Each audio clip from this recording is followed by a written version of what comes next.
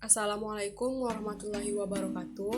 Saya Apriliana Kartika Putri akan mencoba mempresentasikan materi tentang sediaan gel. Video ini saya buat untuk memenuhi tugas dari dosen saya yaitu Ibu Nesa Agistia FMAPT dengan mata kuliah Teknologi Farmasi Sediaan Cair dan Sungai Padat.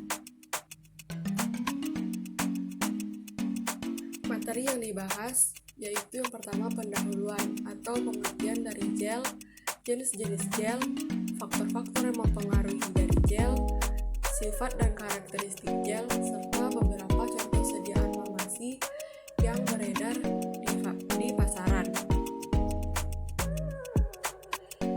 Gel menurut FI 4 halaman 7 merupakan sistem semi padat yang terdiri dari suspensi yang dibuat dari partikel anorganik yang kecil atau molekul organik yang besar yang terpenetrasi oleh suatu cairan. Gel kadang-kadang juga disebut dengan jelly.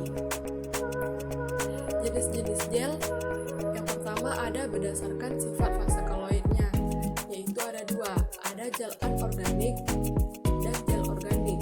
Gel anorganik contohnya yaitu bentonit magma, dan gel organik merupakan pembentuk gel yang berupa polimer. Yang kedua, jenis gel berdasarkan sifat pelarut. Ada tiga, ada hidrogel, organogel, dan serogel. Jenis gel yang terakhir yaitu berdasarkan fase terdispersi. Ada dua, ada gel fase tunggal dan gel dua fase. Faktor-faktor yang mempengaruhi yaitu ada suhu dan elektrolit. Kenapa suhu bisa mempengaruhi dari gel? Karena gel dapat terbentuk melalui penurunan temperatur, tetapi dapat juga pembentukan gel terjadi setelah pemanasan hingga suhu tertentu. Polimer seperti MC, HPMC terlarut hanya pada air yang dingin dan membentuk larutan yang kental. Pada peningkatan suhu, larutan tersebut akan membentuk gel. Fenomena pembentukan gel atau pemisahan fase yang disebabkan oleh pemanasan disebut dengan thermodylation. Faktor yang mempengaruhi yang kedua adalah elektrolit.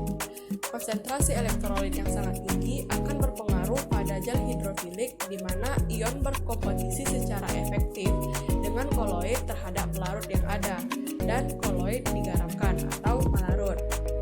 Gel yang tidak terlalu hidrofilik dengan konsentrasi elektrolit kecil akan meningkatkan rigiditas gel dan mengurangi waktu untuk menyusun diri sesudah pemberian tekanan geser.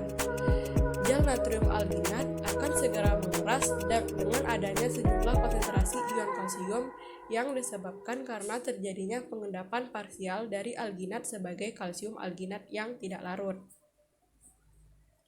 Selanjutnya yaitu hal-hal yang perlu diperhatikan dalam formulasi. Yang pertama adalah penampilan gel. Gel biasanya berbentuk transparan atau berbentuk suspensi partikel koloid yang terdispersi, di mana dengan jumlah pelarut yang cukup banyak membentuk gel koloid yang mempunyai struktur 3 dimensi. Hal yang perlu diperhatikan yang kedua yaitu adalah kompatibilitas. Inkompatibilitas dapat terjadi dengan mencampur obat yang bersifat kationik pada kombinasi zat aktif, pengawet, atau surfaktan dengan pembentuk gel yang bersifat anionik, sehingga terjadi inaktivasi atau pengendapan zat kationik tersebut. Hal yang harus diperhatikan dalam formulasi yang ketiga yaitu penggunaan polisakarida.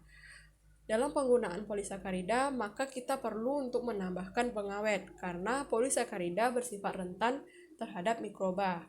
Yang terakhir, hal yang perlu diperhatikan yaitu adalah gelling agent. Gelling agent yang dipilih harus bersifat inert, aman, dan tidak bereaksi dengan komponen lain dalam formulasi. Selanjutnya yaitu adalah sifat dan karakteristik dari gel. Yang pertama ada swelling, sineresis, elastisitas, dan rigiditas, rheology. Swelling merupakan komponen pembentuk gel yang dapat mengabsorpsi larutan sehingga terjadi penambahan volume yang menyebabkan gel akan mengembang, sehingga pelarut akan berpenetrasi di antara matriks gel dan terjadilah interaksi antara pelarut dengan gel.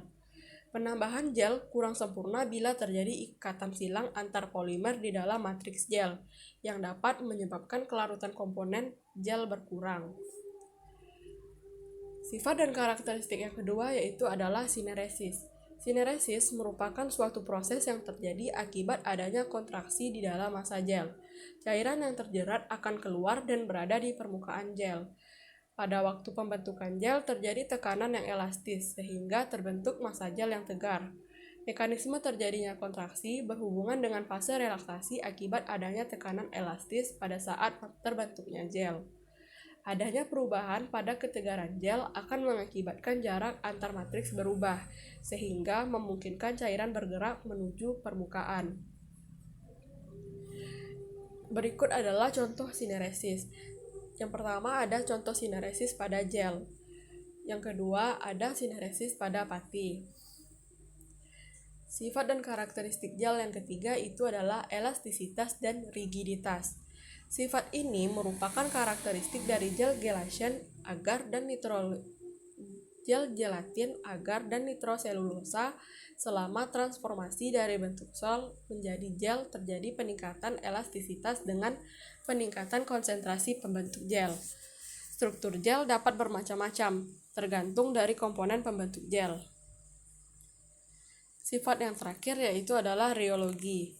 Larutan pembentuk gel atau gelling agent dan dispersi padatan yang terflokulasi memberikan sifat aliran pseudoplastis yang khas dan menunjukkan jalan aliran non-Newton yang dikarakterisasi oleh penurunan viskositas dan peningkatan laju aliran. Selanjutnya itu adalah beberapa contoh sediaan farmasi berbasis gel yang ada di pasaran. Yang pertama ada Sindala Gel. Sindala Gel berisi clindamycin 10 mg atau gram yang berguna sebagai antibiotik untuk obat jerawat. Selanjutnya ada Voltaren Emul Gel berisi diclofenac dietilamin 1% yang berguna sebagai anti nyeri. Voltadic Gel yang berisi diclofenac sodium 10 mg berguna sebagai anti nyeri. Benzolac CL Gel yang berisi benzoyl peroxide 5%, clindamycin fosfat 1,2% yang berguna sebagai antibiotik untuk obat jerawat. Sediaan selanjutnya yaitu adalah bioplasenkton yang berisi plasenta ekstrak 10% dan neomycin sulfat 0,5%, berguna untuk luka bakar, luka infeksi, dan lain-lain.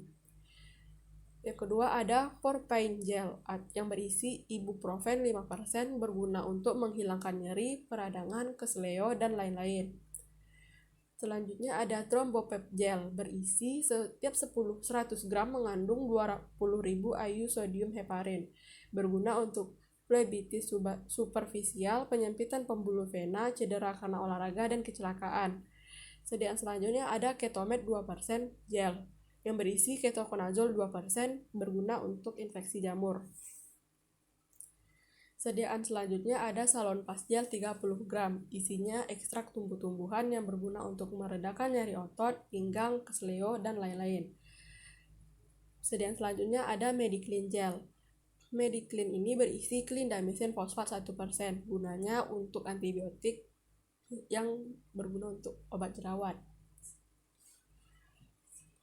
Selanjutnya ada Sendo Oculenta Ophthalmic Gel berisi vitamin A yang berguna untuk melembabkan mata yang kering. Sediaan selanjutnya yaitu adalah Infelt Gel 15 gram, isinya piroxicam, gunanya anti nyeri. Sediaan selanjutnya itu ada Mederma Gel 10 gram yang berisi cephalin, allantoin, dan aloe vera, gunanya untuk perawatan bekas luka atau SARS. Sediaan selanjutnya itu adalah Dermatix Ultra Gel 15 gram. Isinya ada siklik dan polymeric siloxanes, vitamin C, ester. Gunanya untuk perawatan keloid, luka parut karena operasi, luka trauma, bekas luka bakar. Sediaan selanjutnya itu adalah Venosmil Gel yang berisi hydrosmin 2% 60 gram. Berguna untuk varises, insufisiensi vena, hemoroid atau wasir. Sediaan yang terakhir yaitu ada Daktarin oral gel yang berisi tiap gram mengandung 20 mg miconazole, berguna untuk mengobati atau mencegah kandidosis pada mulut, rongga orofaringeal, dan saluran pencernaan. Sekian presentasi dari PowerPoint saya. Apabila ada kekurangan, saya mohon maaf. Saya akhiri. Assalamualaikum warahmatullahi wabarakatuh.